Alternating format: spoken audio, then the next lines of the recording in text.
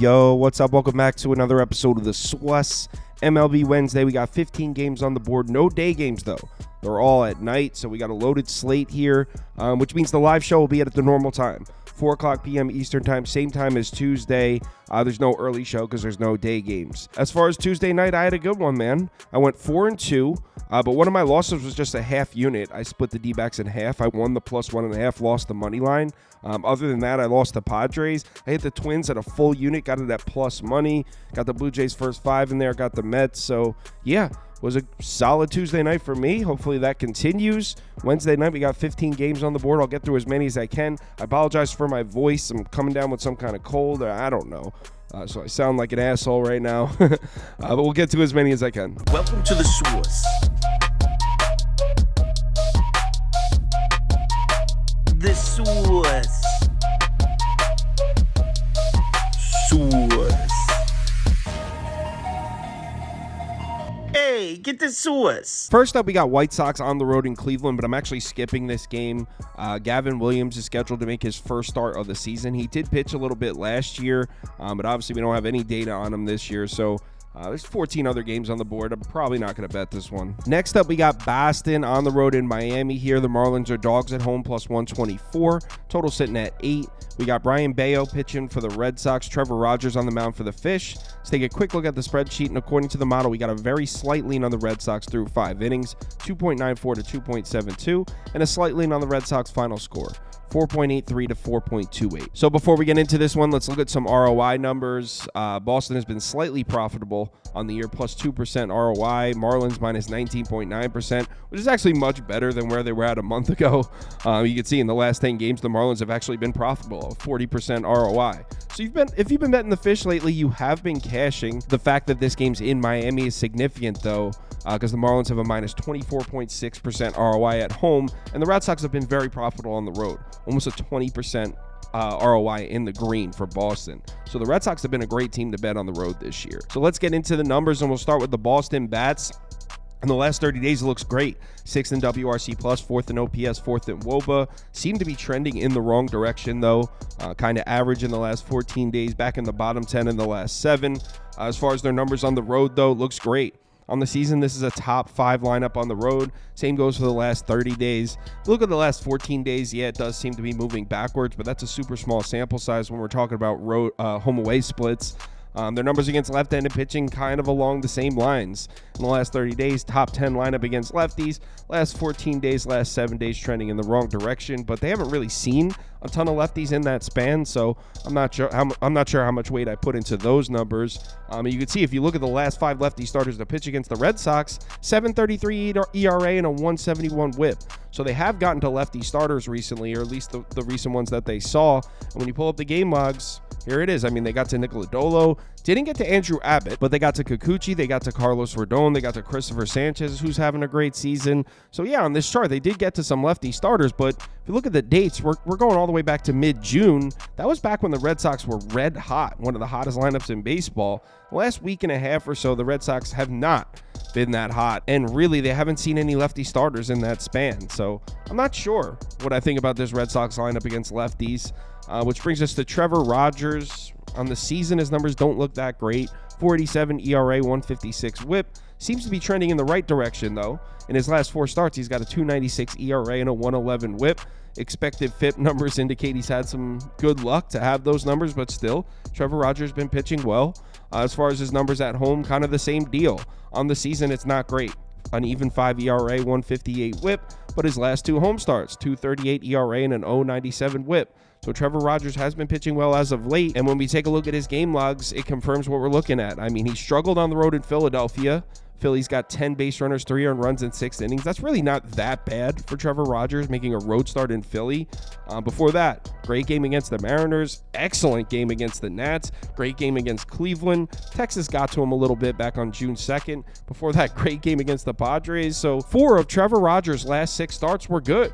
So Trevor Rogers has been pitching pretty well recently. We can take a glance at his lefty-righty splits because he does have a nasty-looking 168 whip against lefty bats. And the Red Sox will have 3 or probably 4 lefties in the lineup, which is a lot with a lefty starter. Usually when there's a lefty on the mound, you're seeing 7, 8 righties in the lineup.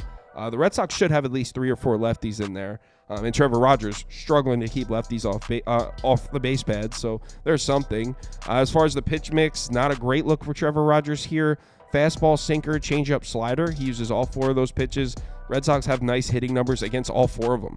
13th, 11th, 2nd, and 2nd in the last 30 days. So as a whole, I mean, I do think this Red Sox lineup is cooling, and Trevor Rogers has pitched well, but I think Boston should get to him, honestly. I think we'll be able to fade this Boston lineup moving forward, but I don't like it here. I don't have a ton of faith in Trevor Rogers. As far as the Marlins bats, I mean, in the last 30 days, this is the worst lineup in baseball. 30th in WRC+, 30th in OPS, 30th in WOBA. Hasn't gotten much better since last 14 days, last 7 days. This is a bottom 5 lineup. As far as their numbers at home, this is a bottom 5 home lineup on the season. Last 30 days, even worse than that. Bottom 3 home lineup. So the Marlins haven't been hitting. They haven't been hitting at home. As far as their numbers against right-handed pitching, same deal. In the last 30 days, bottom 3 lineup against righties, and it doesn't seem to be improving. Last 14 days, last 7 days, doesn't seem to be getting better for Miami. You can see here the last 4 righty starters to pitch against the Marlins, a 2.02 ERA and an 0.94 whip. So they're not touching righty starters. But then we pull up the game logs, and this is where it starts to make a little sense. So yes, the Marlins have really been struggling recently, but look at who they've seen. Aaron Nola, Zach Wheeler, Brady Singer, Seth Lugo, Bryce Miller, who they crushed, by the way. 6 earned runs off Bryce Miller, Logan Gilbert, and George Kirby.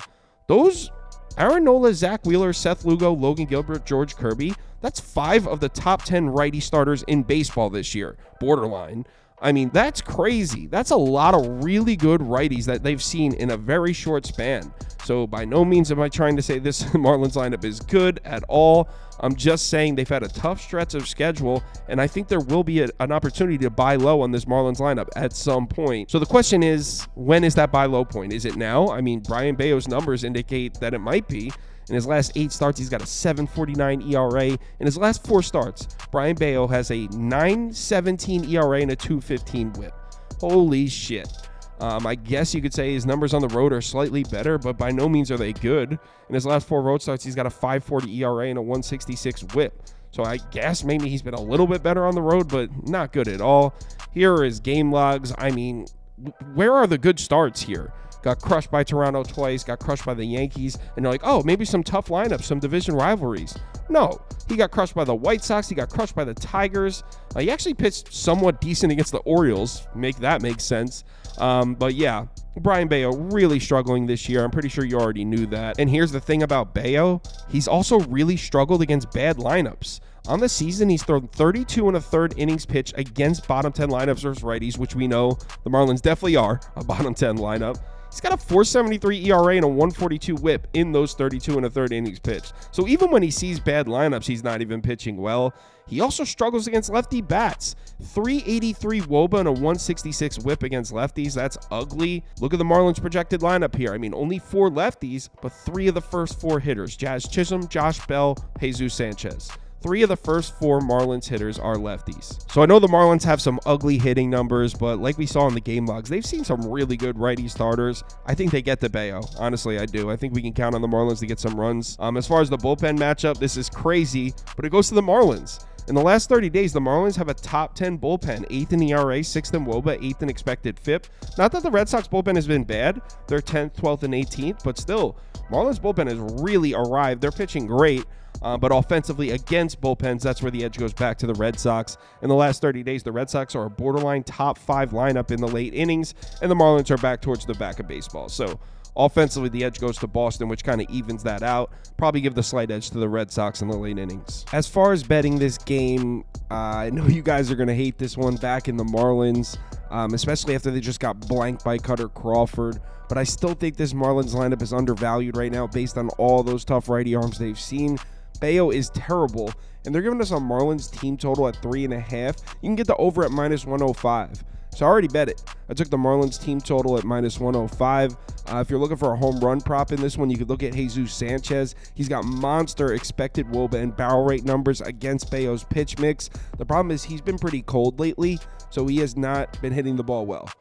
So take it or leave it. He hasn't been hitting well, but he's got great numbers against Bayo's pitch mix. Next up, we got the Cards on the road in Pittsburgh. Pirates are -130 favorites at home here. Total's at 8.5.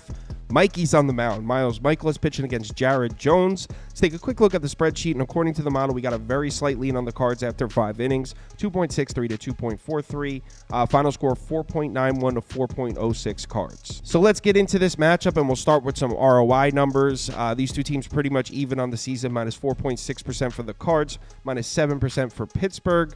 Pirates slightly less profitable than that at home, a minus 10.2%. Cardinals slightly more profitable than that on the road, minus 3.1%. So I guess the fact that this is in Pittsburgh, ROI-wise, slightly lean towards the Cards, but not really.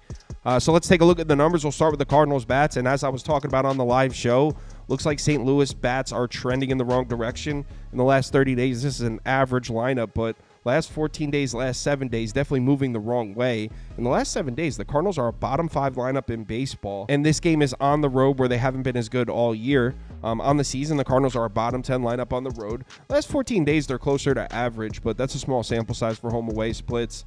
As far as their numbers against right-handed pitching, kind of the same story. Look at the last 7 days. Bottom 3 lineup against righties. That's crazy, because if you rewind 7 days ago, it looked like the Cardinals were about to heat up against righties. They got to a couple, and it was like, oh shit, I think the Cards are about to get hot. No, they've been terrible in the last week. You can see here the last 5 righty starters to pitch against the Cardinals, 2.28 ERA and an 0.98 whip. So they haven't been getting to righty starters. And when you pull up the game logs, I mean, Hunter Green, Carson Spears, Frankie Montas all blanked the Cardinals. So it's safe to say I don't have a ton of faith in these Cardinals bats right now. Also, Jared Jones is a huge strikeout guy. 26.5% strikeout rate on the season. That's solid. Cardinals against righties with a strikeout rate above 24%. One of, if not the worst lineup in baseball. So, yeah, looking like a really rough start to the handicap for the Cards here. But then we get to Jared Jones' numbers, and he's definitely trending in the wrong direction also, though. On the season, he's got great numbers. 3.66 ERA, 1.10 whip, but his last 5 starts, last 2 starts, he's got a 6.17 ERA in his last 2 starts. Definitely not what you want to see. The good news is his struggles have been more so on the road, because his numbers at home still look great. 2.20 ERA at home with a 1.06 whip. Last 5 home starts, last 3 home starts still look great. Expected FIP numbers indicate he's had some good luck, but still, at home, Jared Jones has definitely been a beast. And if you take a look at his game logs, you could see June 22nd, he made a home start. Absolute gem. 7 innings, just 2 earned runs, 6 base runners. That's a great start. Before that, in Coors Field, got crushed. He got crushed in Coors Field, but as you know, we usually cut starting pitchers slack when they make road starts in Coors Field. That field shouldn't exist.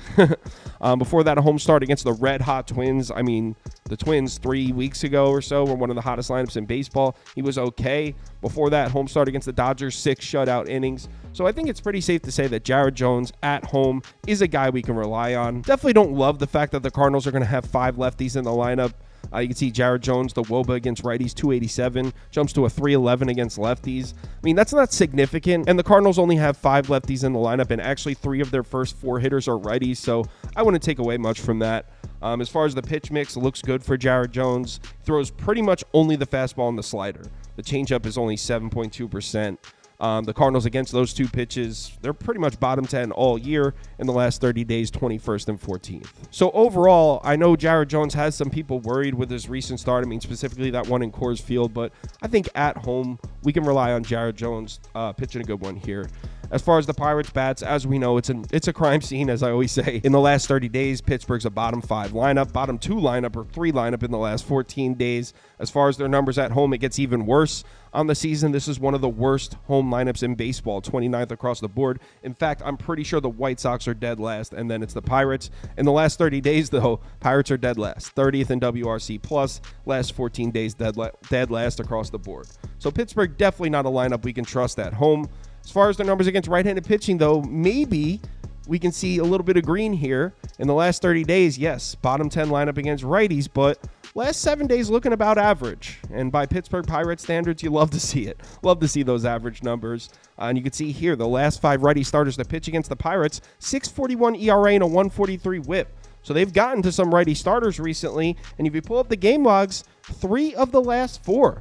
They got the Schwellenbach, they got the Graham Ashcraft, they got a Hunter Green, and actually hit them up pretty good. I mean, 4 earned runs, 6 earned runs, 6 earned runs. There's just a really ugly blanking by Charlie Morton on June 28th in the middle of that. Charlie Morton, 6 1/3 shutout innings, just 4 base runners. That's terrible. Charlie Morton's not even good. But other than that, Pittsburgh has been active against righty starters. The bad news for the Pirates is they've really struggled against Michaelis as of late. In Miles Michaelis' last 3 starts against Pittsburgh, he's gone 17 2/3 innings pitched, just a 2.04 and an ERA, 2.04 ERA and a 1.19 WHIP. So he's had no problems pitching against Pittsburgh recently. That being said, I don't know what's going on with Michaelis right now. I mean, he was having such a great season. Look at his last 2 starts, an 11.32 ERA and a 2.03 WHIP. Wheels seem to be falling off the wagon here for Michaelis. Now, if you isolate it to just his road starts, things are fine because the blow-ups were at home. His last 2 road starts, 2.19 ERA and an 0.73 WHIP. So I guess if you're trying to back Michaelis, you can say, hey, he struggled in back-to-back home starts. He hasn't had a bad start on the road yet. I don't know about that. I think we might be seeing Michaelis return to form here. If you remember, this is not a guy we really could rely on last year. You can see here, back-to-back starts. The Reds, 12 hits and 9 earned runs in less than 5 innings. Before that, the Giants hit him up pretty good. And then if you scroll back before that, you can see Michaelis is having a great season. But I don't know if I'm willing to just throw my money on Michaelis because he's on the road. Be like, oh, the 2 bad starts were at home. He'll be fine, and bet him blindly on the road. I don't really like the look of that. Also, Miles Michaelis has weirdly struggled against bad lineups this year, which we know Pittsburgh most definitely is. On the season, he's thrown 17 1/3 innings pitched against bottom 10 lineups. In those innings, he's got a 6.23 ERA and a 1.21 WHIP. The 1.21 WHIP actually isn't terrible, but 6.23 ERA, I mean, he's given up runs against bad lineups. Also, Michaelis struggles against lefty bats. 357 WOBA and a 141 WHIP against lefties. Pirates are going to have 5 lefties in the lineup, including 3 of their main pieces. Brian Reynolds, O'Neill Cruz, Rowdy Tellez. 2, 3, 4 all in a row. Don't like that at all from Michaelis.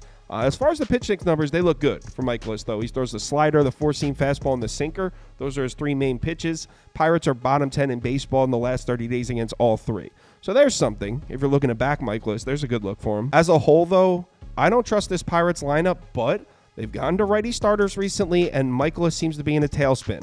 I think the Pirates are going to get to him. As far as the bullpen matchup, though, it's all Cardinals, and it's really not even close. Keep in mind, the Pirates still don't have Bednar. He's been out for a few weeks now.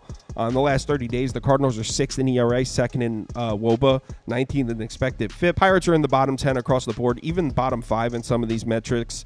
Offensively against bullpens, it's still Cardinals, even though they haven't even been that great. Pretty average in the late innings, but the Pirates have been bottom 5 lineup in the late innings for a while now. As far as betting this game, it's Pirates all the way for me here. I think the numbers are pretty indicative of Jared Jones pitching a great game, shutting this Cardinals lineup down. Also, Michaelis looks to be in a tailspin, and actually, despite not trusting the Pirates lineup, I do think they'll score runs on them. I like those lefties in the Pirates lineup to get to Michaelis. The reason I haven't bet this yet, I thought last night was a pretty good spot for Mitch Keller. He had been almost untouchable at home. Cardinals lineup seemed to be cooling. They crushed Mitch Keller last night. I said I'd like Pirates first 5 run line or pass. Thank God I didn't bet that. They crushed Mitch Keller. So it's got me a little hesitant to pull the trigger on this, but it should be Pirates. I mean, Cardinals ended up using Romero and Helsley out of their bullpen, so I'd go Pirates full game money line, but I don't think I'm actually going to bet this. It'll be Pirates or pass. Next up, we're talking Grimace Ball. Mets on the road in Washington. Nats are dogs at home plus 112. Total sitting at 8.5. Christian Scott is back up in the big leagues. He's getting the start. His first start since, I think, May 30th, something like that. Mitchell Parker is pitching on the other side for the Nats. Let's take a quick look at the spreadsheet, and according to the model, we got to lean on the Mets after 5 innings, 3.13 to 2.58. Lean on the Mets final score as well, 5.44 to 4.37. So before we get into this one, let's look at some ROI numbers, and the Mets are in the green. On the season, the Mets are plus 0.1% ROI. So if you've been betting the Mets every single game this year, you have just entered the green. How about that? Nats have been pretty profitable, though, plus 8.1% on the season. But look at the last 10 games, the last 5 games. If you've been betting the Nats recently, you've been taking a bath. As far as home away, though, this is where it definitely favors the Mets. The Mets have been super profitable on the road this year, plus 20.6%. Nats only slightly above 0 at home. So let's get into the numbers in this one, and we'll start with the Mets bats, and it's all ones. Last 30 days, last 14 days, last 7 days. This is the best lineup in baseball across the board. As far as their numbers on the road, pretty much the same.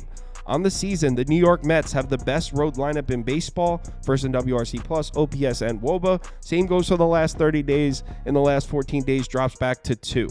As far as their numbers against lefties, looking great. In the last 30 days, this is the second best lineup in baseball against lefties. Top 5 in the last 14 days. They've been getting to lefty starters. The last 3 lefty starters to pitch against the Mets have an 11.47 ERA and a 2.32 whip. Last 5 have an even 9 ERA. When you pull up the game logs, you can see they didn't get to Mackenzie Gore the other night. He went 5 2/3 innings, 6 base runners, 1 earned run. It was a great start.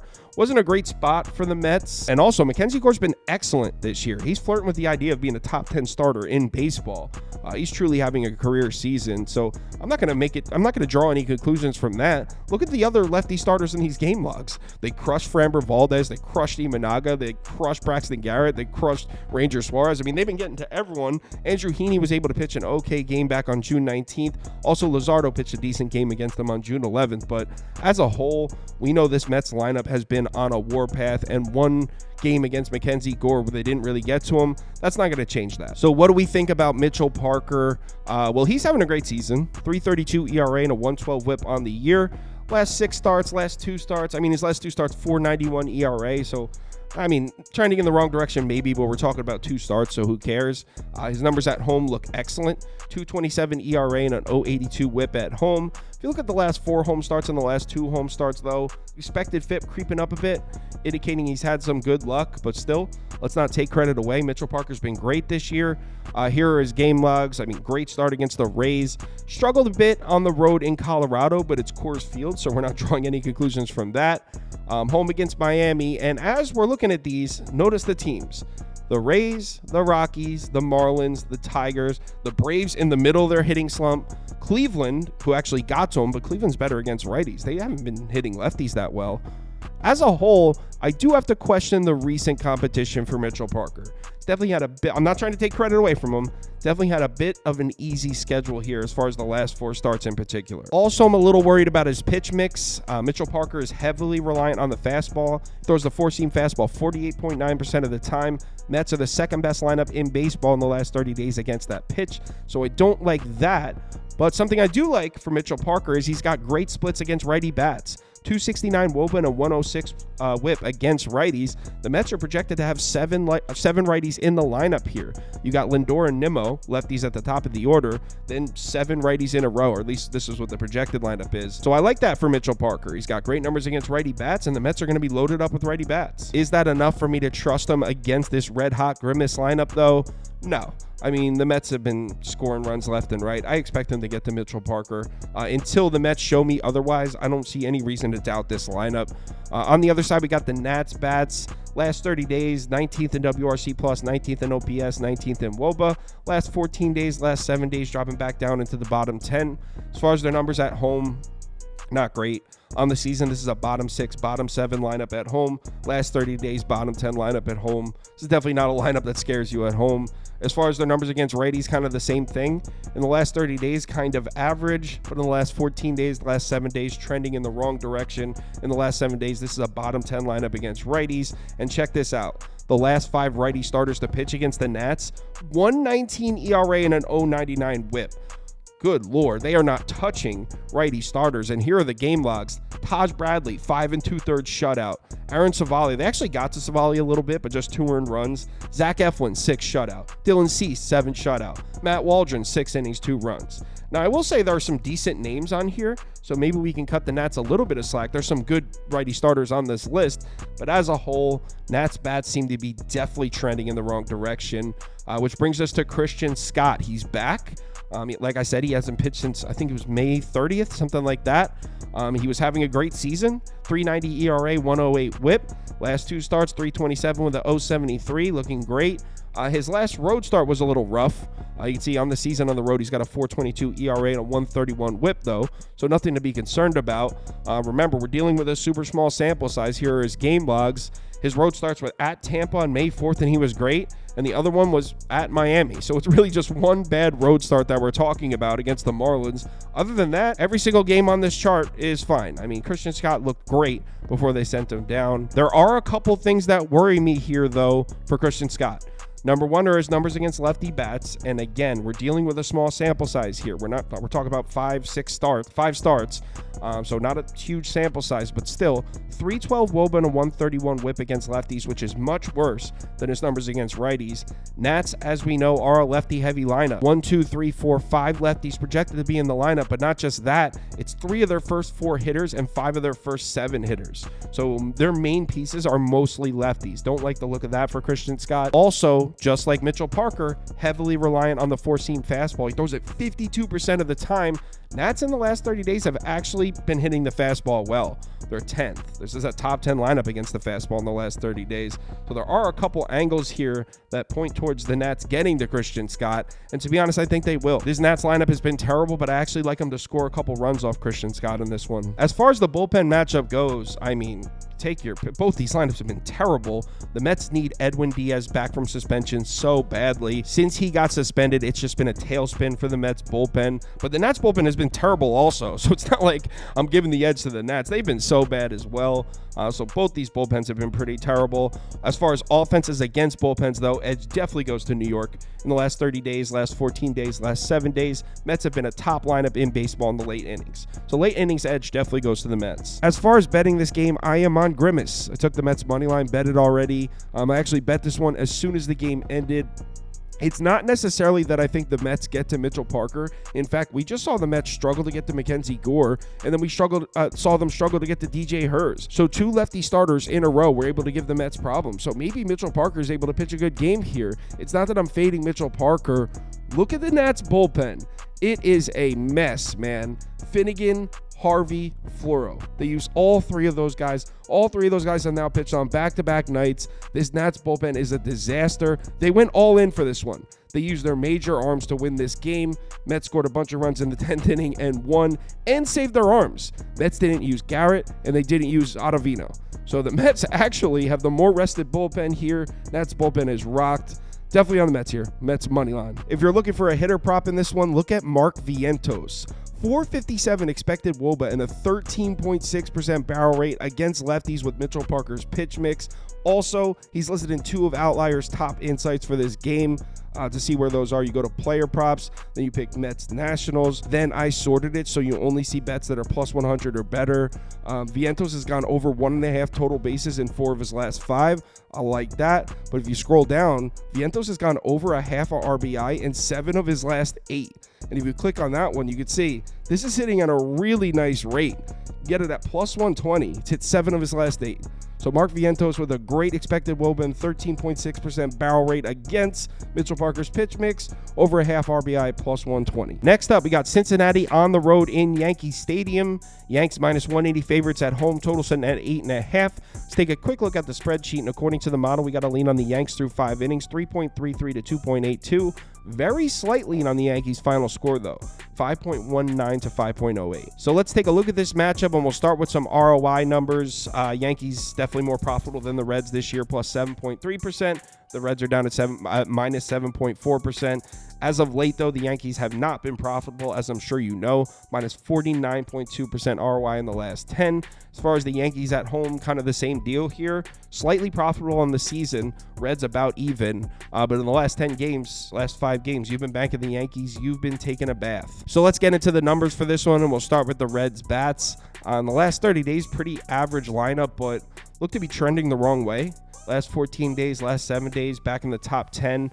As far as their numbers on the road, last 30 days, this is a top 10 road lineup, but not so much as of late. If you look at the numbers in the last 14 days, back in the bottom 10, but in the last 14 days, they've only played 4 road games. So that's why when you talk about home-away splits in baseball specifically, you got to be careful because sometimes you're looking at, oh, that's 2 weeks. Well, it's actually only 4 games, the St. Louis series, that's it. So I wouldn't take too much away from the last 14 days. As far as their numbers against left-handed pitching, they look okay, honestly. In the last 30 days, slightly above average. Same goes for the last 14, the last 7.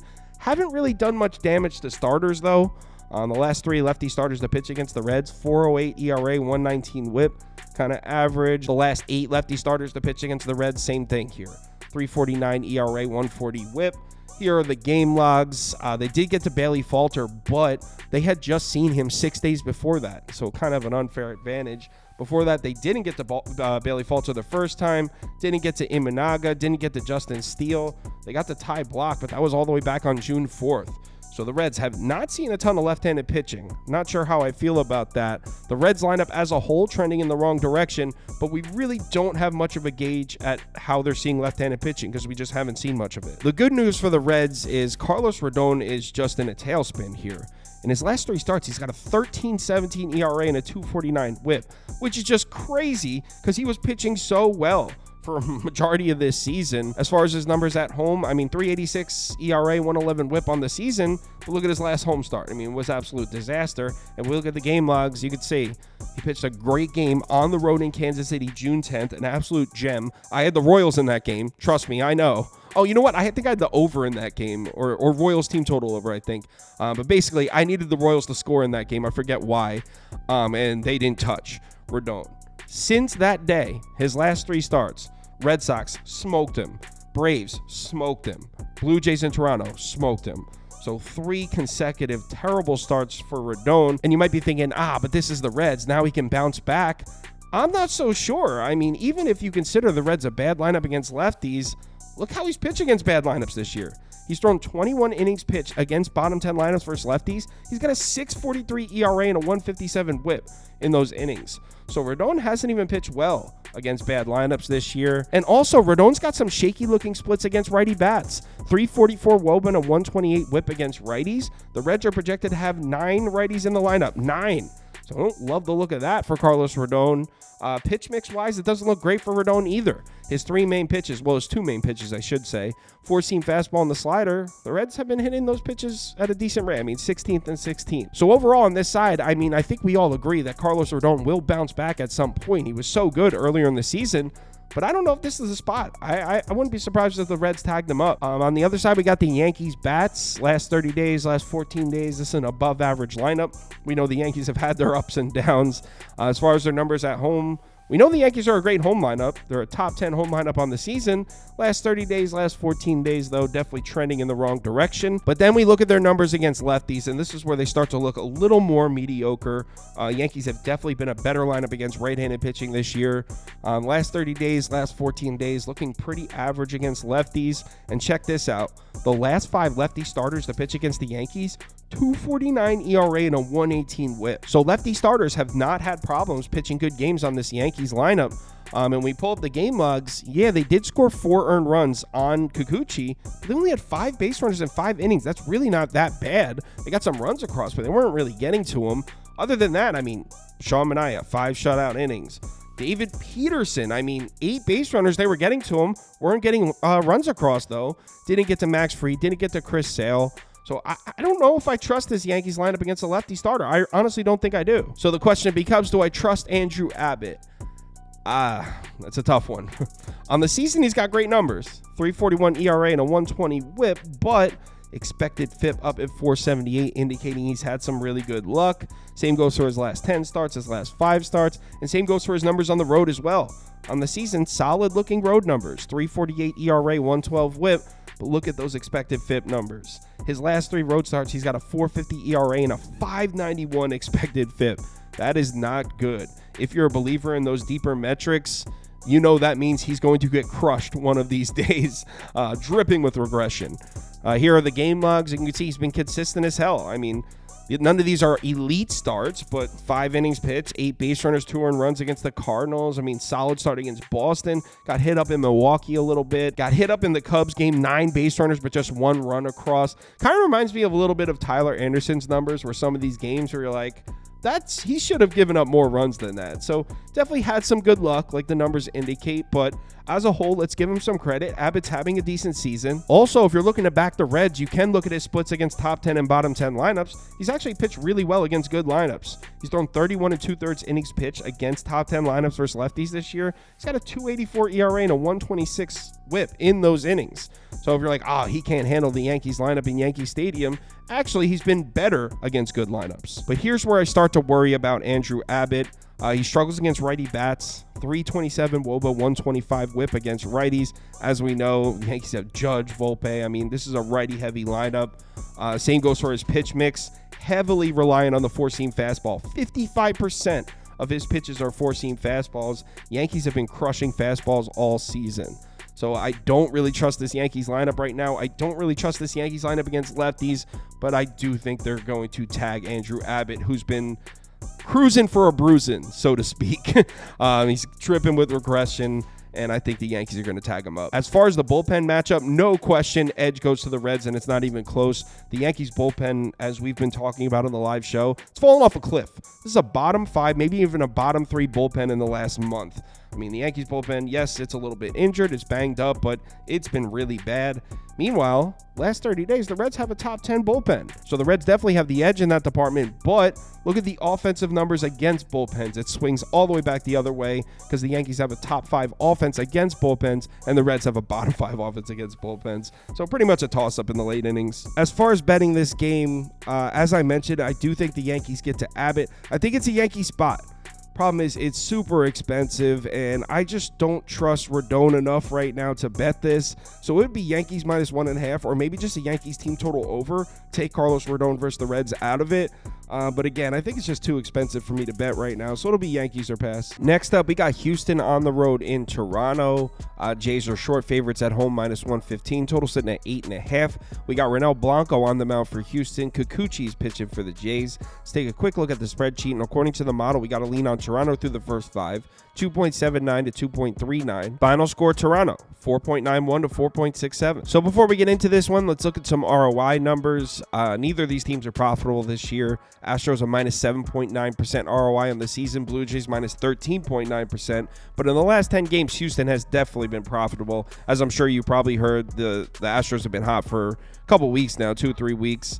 On the road, the Astros have not been profitable, minus 12.8% ROI, but the Blue Jays haven't been profitable at home either. So let's get into this matchup. We'll start with the Houston Bats. Great looking numbers here.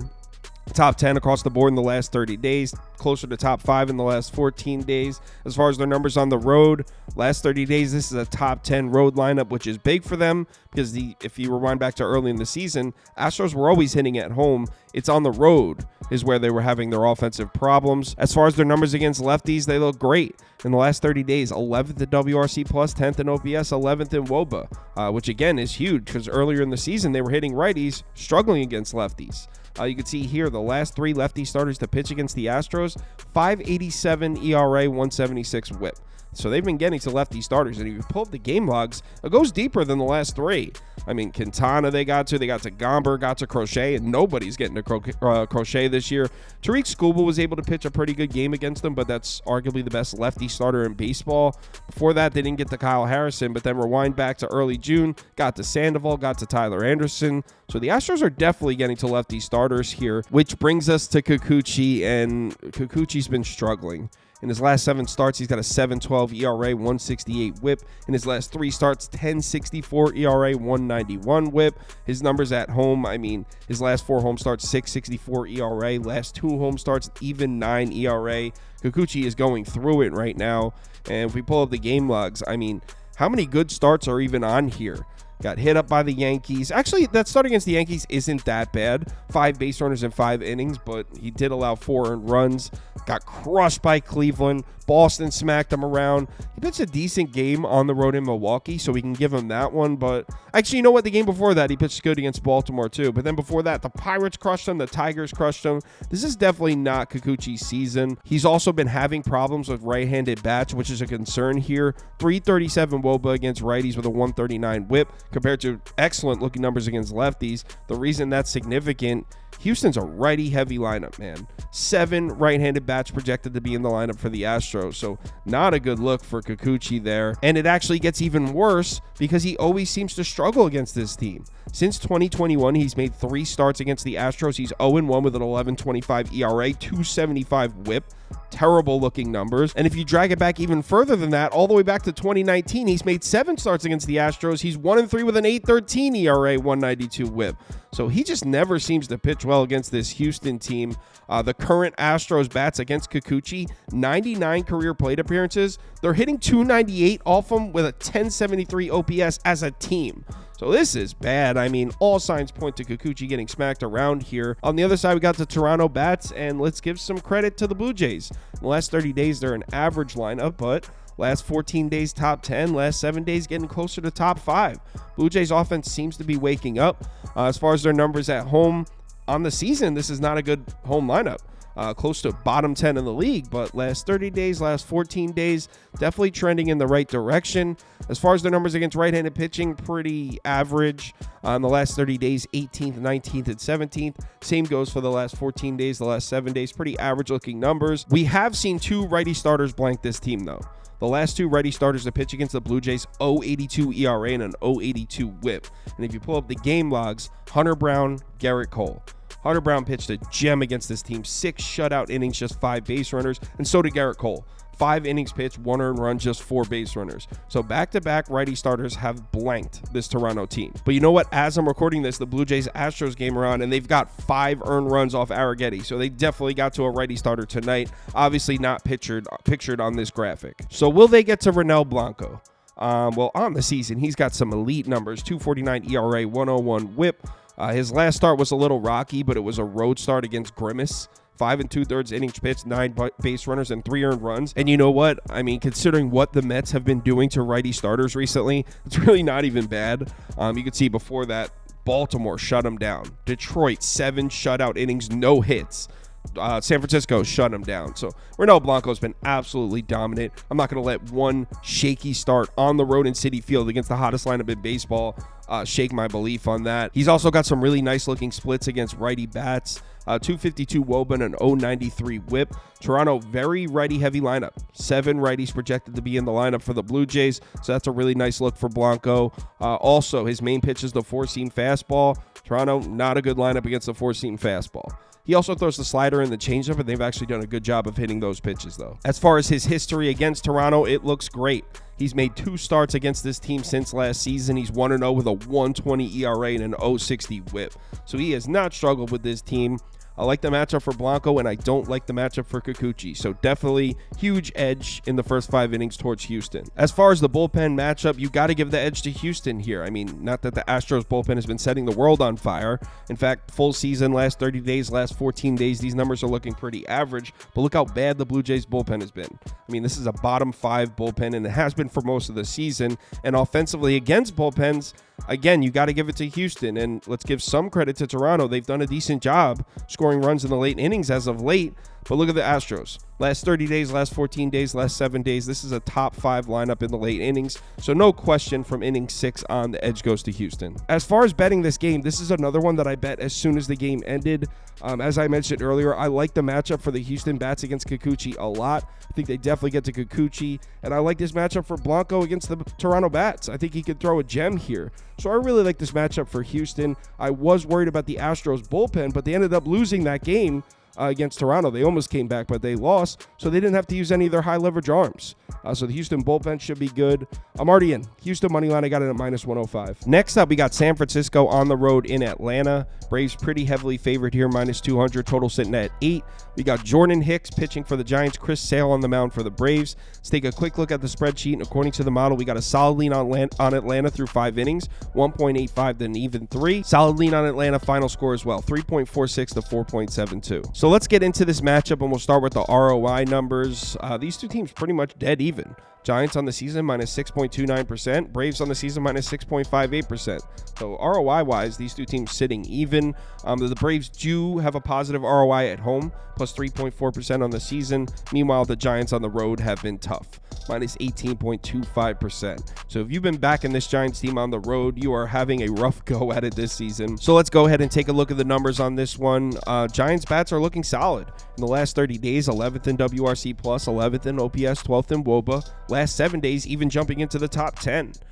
As far as their numbers on the road, on the season, this has been a solid road lineup, 11th across the board. Same goes for the last 30 days. Last 14 days, they're dropping back, but that's a super small sample size for home-away splits. And I know Chris Sale is having a dynamite season, but he throws with his left hand. So that's good news for the Giants. In the last 30 days, this is a top 3 lineup against left-handed pitching. Giants have been seeing lefties well this whole season. The last 10 lefty starters to pitch against the Giants. So the last 10, that's a big sample size. 6.68 2.62 ERA and a 171 whip.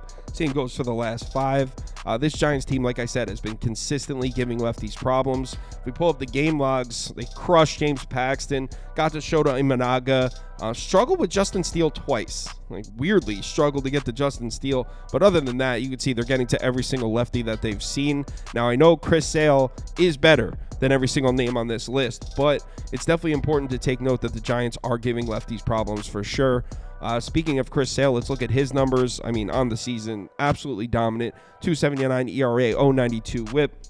Last 12 starts, last 4 starts. I mean, elite across the board.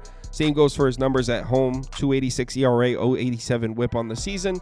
Now, his last 3 home starts, his ERA is up at an even 5, but that's just from one start. That Oakland start where he just got absolutely crushed. I mean, you can see June 1st against the A's, they rocked him. Other than that, every single start on this chart is excellent. This dude's been as good as it gets when you're talking about lefty starters in this league. He's having a great season, and he's performed well against good lineups as well as bad lineups. So we're saying this Giants lineup against lefties might be a top 5, top 10 lineup, which they probably are. But Chris Sale against top 10 lineups versus lefties has a 2.55 ERA and an 0.79 whip. So he has not struggled when he's seen good lineups this year. He's also got really nice looking righty-lefty splits. He is slightly better against lefties, but his numbers against righties are still elite. 2.53 Woban and 0.96 whip. The reason I bring these up, Giants are probably going to have 9 righties in the lineup for this one. So he's going to be pitching against a lot of righties, but he hasn't had problems with righty bats this year. Pitch mix-wise, his 2 main pitches are the slider and the 4-seam fastball. Giants have struggled to hit the slider, but they've been hitting the fastball well, so give and take there. Overall, definitely tough to make a prediction on that side because you definitely don't want to be fading the Giants lineup with a lefty starter on the mound, but you also definitely don't want to be fading Chris Sale right now. So tough to make a prediction. As far as the Braves bats, I mean, things are not looking good for Atlanta. In the last 30 days, this is a bottom 10 lineup. Same goes for the last 14 days, the last 7 days. I suppose it's good news that this game's at home because the Braves are a borderline top 10 lineup at home this year. Same goes for the last 30 days, but even those numbers are trending in the wrong direction. And then we get to their numbers against right-handed pitching, and man, it's so ugly. In the last 30 days, the Atlanta Braves are a bottom 5 lineup in Major League Baseball against righties. In the last 14 days, they're 29th across the board. So the Braves really struggling with right-handed pitching. And check this out. The last 6 righty starters to pitch against Atlanta, 2.97 ERA and a 1.05 whip. So they're not really even touching righty starters right now. And if we pull up the game logs and take a look, I mean, you could see they did get to Kyle Gibson. But other than that, I mean, Skeens had no problems with them. Lance Lynn threw a gem, almost 7 innings out of Lance Lynn against the Braves. Marcus Stroman didn't struggle with them. I mean, they didn't even really get to Casey Mize, who's having a terrible season. Reese Olson, 6 shutout innings, just 4 hits. Braves really struggling to get to righties as of late. But I do have good news for the Braves. Jordan Hicks, man, I mean, after starting off the season looking like a possible all-star, his last 6 starts, he's got a 5.53 ERA and a 170 whip. His last 2 starts, an even 8 ERA and a 178 whip. And as far as his numbers on the road, I mean, last 6 road starts, 4.39 ERA, 180 whip. His last 3 road starts, 4.97 and a 2.13. Jordan Hicks is definitely trending the wrong way here. If you take a look at his game logs, I mean, even his good start on the road in Wrigley, June 17th, 5 shutout innings, he still allowed 8 base runners. So the Cubs were still giving him problems in that one. And that's the Cubs. I mean, you can't be struggling with the Cubs lineup. I mean, you got to go all the way back to May 25th against the Mets to find the last time we saw a really good start from Jordan Hicks. And like, what did we talk about, 6 weeks ago now? Hicks also is really struggling against lefty bats. Now, the good news is the Braves probably will only have 4 lefties in the lineup, but look who they are. Kalinick, Albies, Olson. 3 of their first 4 hitters are lefties, and they're dangerous lefties. So even though there's only 4 lefties in the lineup, I definitely don't like the look of that for Hicks. So on that side, we're looking at a really tough handicap also. I mean, how could you back the Braves lineup against a righty starter right now? But at the same time, how could you possibly put your money on Jordan Hicks the way he's pitching? So tough handicap across the board in this one. As far as the bullpen matchup, though, gotta go Braves. In fact, the Braves bullpen has been really good. In the last 30 days, we're looking at a top 3 bullpen. Last 14 days, possibly best bullpen in baseball. And the Giants bullpen has been such a disappointment this whole season. They were so good last year. One of the best bullpens in baseball last year. And they brought back basically the same arms. And they've just been terrible. In the last 30 days, it's like a bottom 5, bottom 6 bullpen in baseball. Now, the expected FIP numbers indicate they've had some really bad luck. And there should be some positive regression coming for them.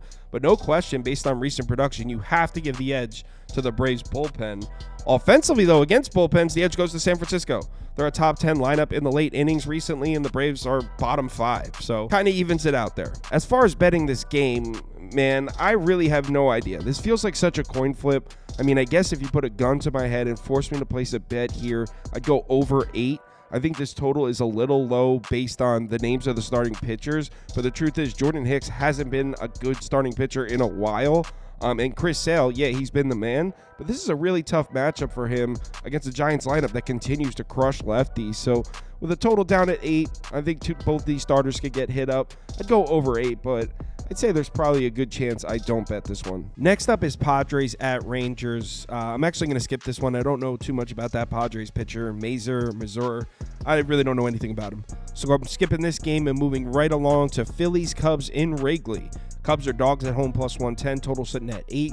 We got Zach Wheeler on the mound for the Phillies, and Imanaga is pitching for the Cubbies. Let's take a quick look at the spreadsheet, and according to the model, we're pretty much deadlocked after 5 innings. 2.71 to 2.69 Philly, slightly. Final score also slightly leaning towards Philly, 4.8 to 4.27. So before we get into this one, let's look at some ROI numbers. Phillies have definitely been more profitable than the Cubs, plus 6.2% ROI to the season to a minus 8%. But as of late, Phillies haven't been turning a profit. I mean, last 10 games, last 5 games. If you look at their numbers on the road, they're about even, plus 1% on the year. But again, last 10 games, last 5 games haven't been turning a profit. Meanwhile, the Cubs at home have sneakily been a decent bet.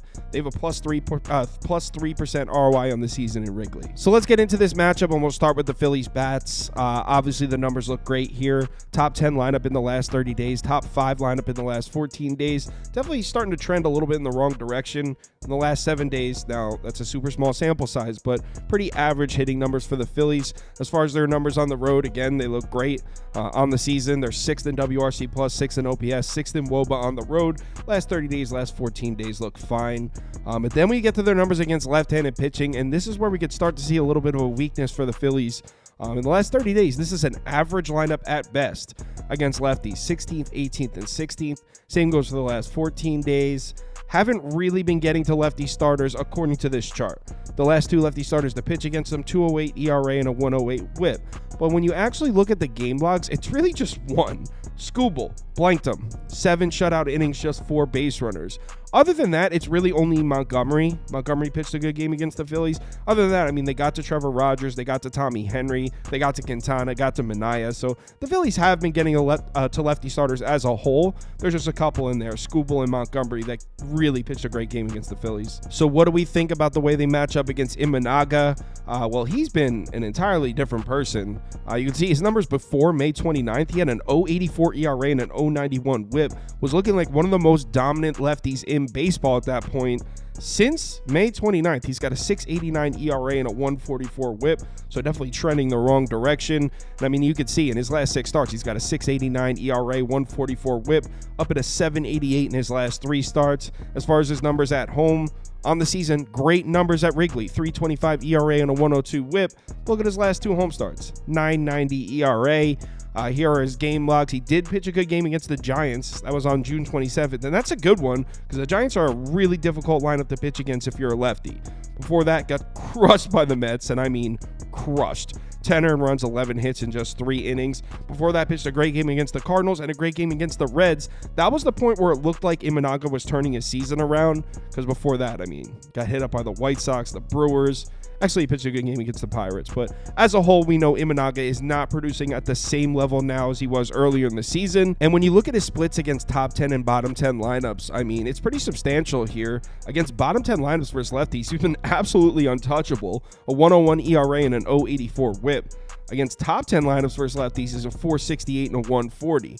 The question is, do we consider the Phillies the top 10 lineup versus lefties? Because the numbers say no. They're definitely a top 10 lineup versus righties, but not so much against lefties. And keep in mind, there's no Kyle Schwarber and no Bryce Harper right now. So this Phillies lineup looks completely different. Now we can pull up the righty-lefty splits for Imanaga, but really nothing here. But the reason I'm pulling up this graphics is to show you the Phillies lineup. 8 righties in it, which is just weird to see. because usually you see Kyle Schwarber and Bryce Harper right up at the top of this lineup, both lefties. Obviously, both are injured right now. So Phillies with a very unique righty-heavy lineup for this one, but really doesn't mean anything for Imanaga. He's got pretty even splits against righties and lefties.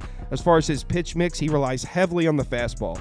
55% of his pitches are four-seam fastballs. Phillies are just 20th against that pitch in the last 30 days. He also throws the splitter, though, and the Phillies are the best lineup in baseball against the splitter in that time. Overall, it's definitely tough to make a call on that side. I will say Imanaga's numbers look a lot worse than they are. There's a couple really bad starts that skew them, like that Mets start. They crushed him, so it's making the rest of his numbers look a little worse than they are. And also, this Phillies lineup, definitely don't trust them as much without those two names in it. Also, don't really trust them against lefties, so I think Imanaga should pitch well here.